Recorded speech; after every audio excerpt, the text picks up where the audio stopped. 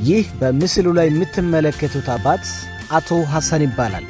በዚህ ሳምንት የተለመደውን ስራውን እየሰራ እያለ አንድ ሰው አግኝቶ ቪዲዮ ቀረጸ፣ በፌስቡክ ላይ ይለቀቀዋል።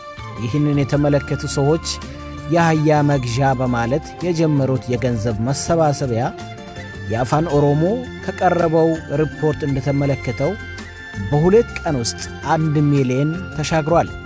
እንደዚህ አይነት መልካምነቶችን የሚሰሩ ኢትዮጵያውያን ደግ ናቸውና ሊመሰገኑ ይገባል።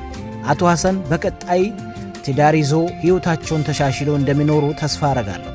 ለረዳችሁ ለደገፋችሁ ፈጣሪ ይስጣችሁ። እንደዚህ አይነት መልካምነት ከፈጣሪ ዘንድ የሚያስገኝ ነውና ይሄ አባት እንግዲህ እንደዚህ እንጨት ፈልጦ ቤተሰቡንና ራሱን የሚያስተዳድር ነበርና በጣም የሚገርም ነው።